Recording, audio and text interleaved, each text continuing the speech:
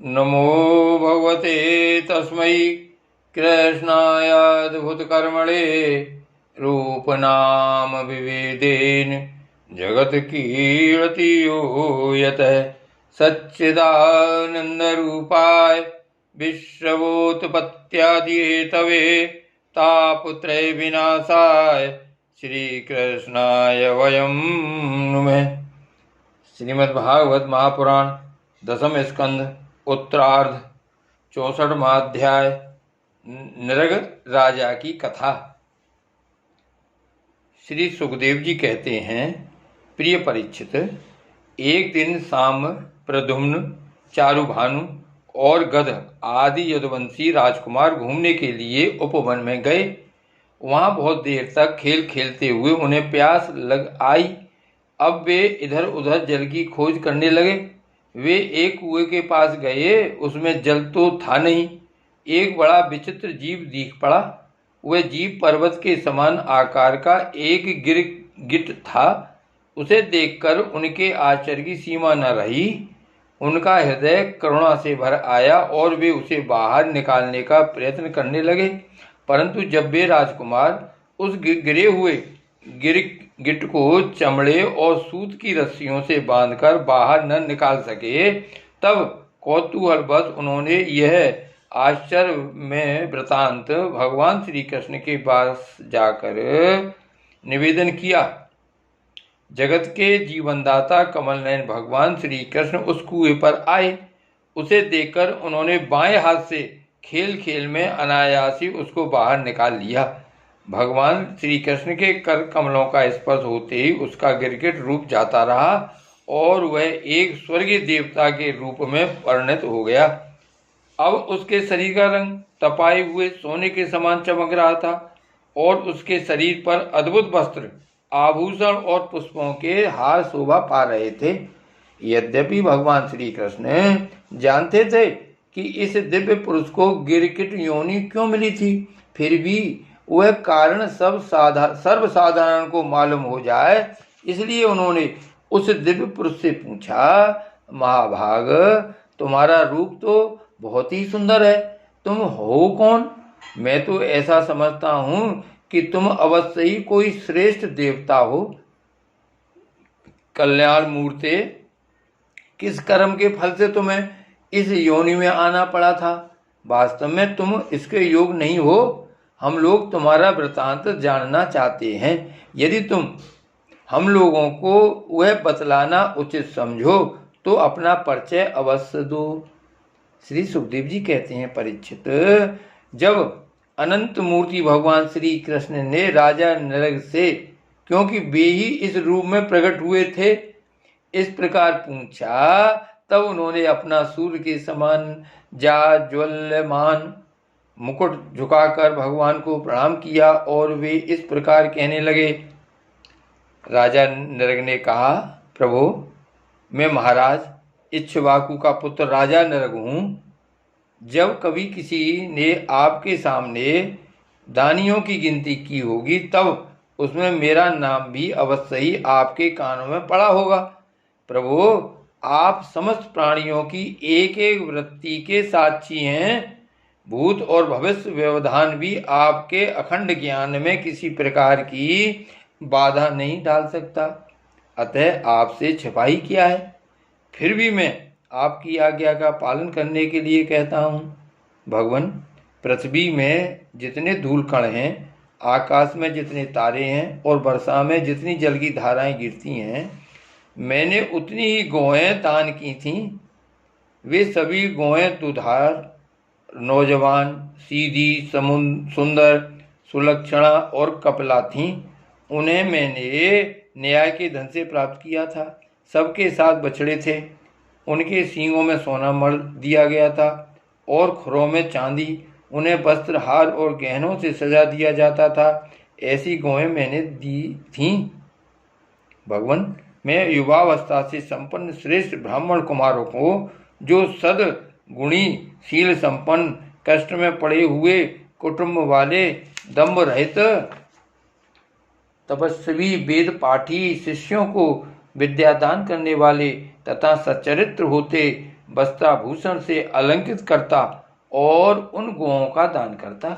इस प्रकार मैंने बहुत सी गौएं, पृथ्वी, सोना, घर, घोड़े, हाथी, दासियों के सहित कन्याएं, तिलों के पर्वत, चांदी, सैया, वस्त्र, रतन, गृह सामग्री और रथ आदि दान किए। अनेकों यज्ञ किए और बहुत से कुएं, बावली आदि बनवाए। एक दिन किसी अप्रतिग्राही, दान न लेने वाले तपस्वी ब्राह्मण की एक गाय बिछुड़कर मेरी गौ में आ मिली। मुझे इस बात का बिल्कुल पता न चला, इसलिए मैंने अनजान में उसे किसी दूसरे ब्राह्मण को दान कर दिया। जब उस गाय को वे ब्राह्मण ले चले तब उस गाय के असली स्वामी ने कहा, यह गौ मेरी है। दान ले जाने वाले ब्राह्मण ने कहा, यह तो मेरी है, क्योंकि राजा नरक ने मुझे इसका दान किया है। वे दोनों ब्राह्मण आपस में झगड़ते हुए अपनी अपनी बात कायम करने के लिए मेरे पास आए। एक ने कहा, यह गाय अभी अभी आपने मुझे दी है, और दूसरे ने कहा कि यदि ऐसी बात है तो तुमने मेरी गाय चुरा ली है। भगवान, उन दोनों ब्राह्मणों की बात सुनकर मेरा चित्त भ्रमित हो गया। मैंने धर्म संकट में पड़कर उन दोनों से बड़ी अनुनय विनय की और कहा कि मैं बदले में 1,00,000 उत्तम गौएं दूंगा। आप लोग मुझे यह गाय दे दीजिए। मैं आप लोगों का सेवक हूँ। मुझसे अनजान में यह अपराध बन गया है। मुझ पर आप लोग कृपा कीजिए और मुझे इस घोर कष्ट से तथा घोर नरक में गिरने से बचा लीजिए। राजन, मैं इसके बदले में कुछ नहीं लूंगा। यह कहकर गाय का स्वामी चला गया। तुम इसके बदले में 1,00,000 ही नहीं, 10,000 गौएं और 2 तो भी मैं लेने का नहीं। इस प्रकार कहकर दूसरा ब्राह्मण भी चला गया। देवादिदेव जगदीश्वर, इसके बाद आयु समाप्त होने पर यमराज के दूत आए और मुझे यमपुरी ले गए। वहां यमराज ने मुझसे पूछा, राजन, तुम पहले अपने पाप का फल भोगना चाहते हो या पुण्य का? तुम्हारे दान और धर्म के फलस्वरूप तुम्हें ऐसा तेजस्वी लोक प्राप्त होने वाला है जिसकी कोई सीमा ही नहीं है। भगवान, तब मैंने यमराज से कहा, देव, पहले मैं अपने पाप का फल भोगना चाहता हूँ। और उसी क्षण यमराज ने कहा, तुम गिर जाओ। उनके ऐसा कहते ही मैं वहां से गिरा और गिरते ही समय मैंने देखा कि मैं गिरगिट हो गया हूँ। प्रभु, मैं ब्राह्मणों का सेवक, उदार दानी और आपका भक्त था। मुझे इस बात की उत्कट अभिलाषा थी कि किसी प्रकार आपके दर्शन हो जाएं। इस प्रकार आपकी कृपा से मेरे पूर्व जन्म की स्मृति नष्ट न हुई। भगवान, आप परमात्मा हैं, बड़े बड़े शुद्ध हृदय योगीश्वर। उपनिषदों की दृष्टि से, अभेद दृष्टि से अपने हृदय में आपका ध्यान करते रहते हैं।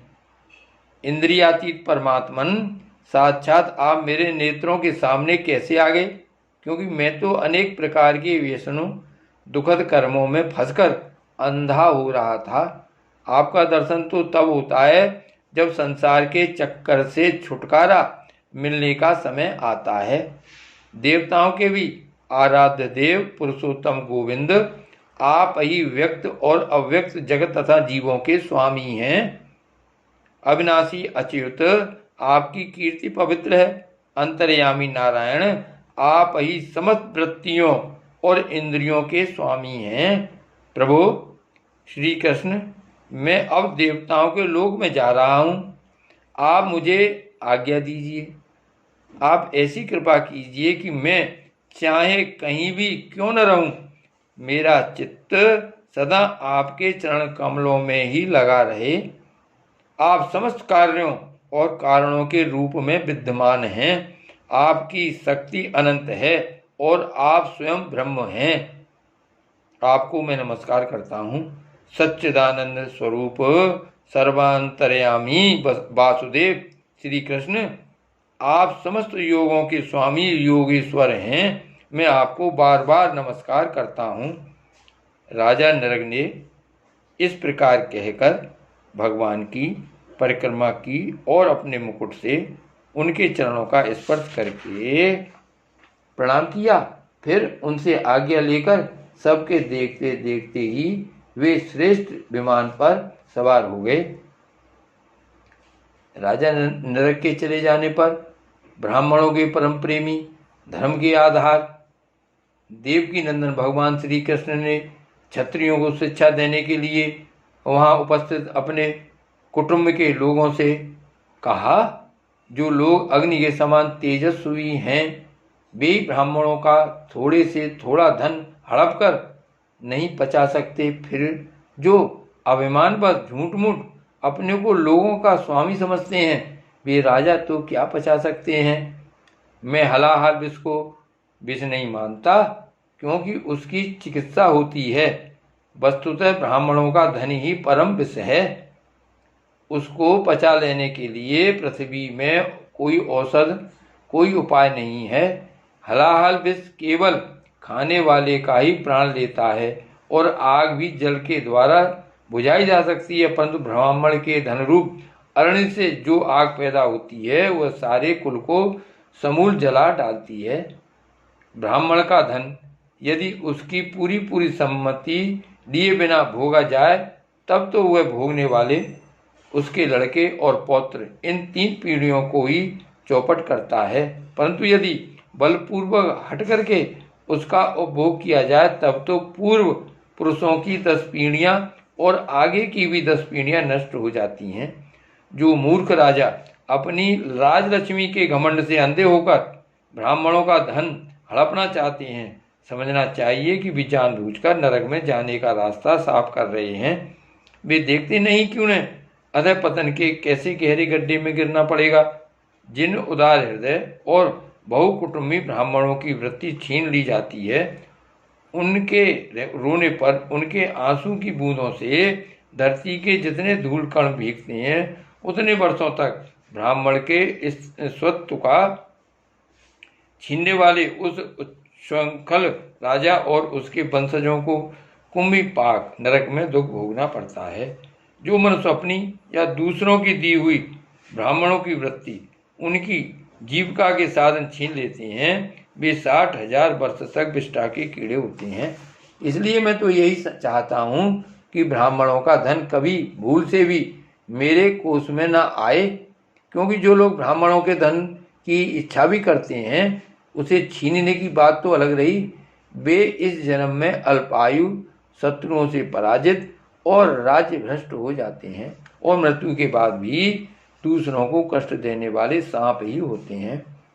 इसलिए मेरे आत्मीयों, यदि ब्राह्मण अपराध करे तो भी उससे द्वेष मत करो, वह मार ही क्यों न बैठे या बहुत सी गालियां या साप ही क्यों न दे, उसे तुम लोग सदा नमस्कार ही करो। कि जिस प्रकार मैं बड़ी सावधानी से तीनों समय ब्राह्मणों को प्रणाम करता हूँ, वैसे ही तुम लोग भी किया करो।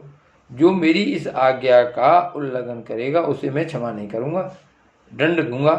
यदि ब्राह्मण के धन का अपहरण हो जाए तो वह अपहृत धन उस अपहरण करने वाले को अनजान में उसके द्वारा यह अपराध हुआ हो तो भी अधः पतन के गड्ढे में डाल देता है। जैसे ब्राह्मण की गाय ने अनजान में उसे लेने वाले राजा नरक को नरक में डाल दिया था। परीक्षित, समस्त लोगों को पवित्र करने वाले भगवान श्री कृष्ण द्वारकावासियों को इस प्रकार उपदेश देकर अपने महल में चले गए। श्री द्वारकानाथ की जय।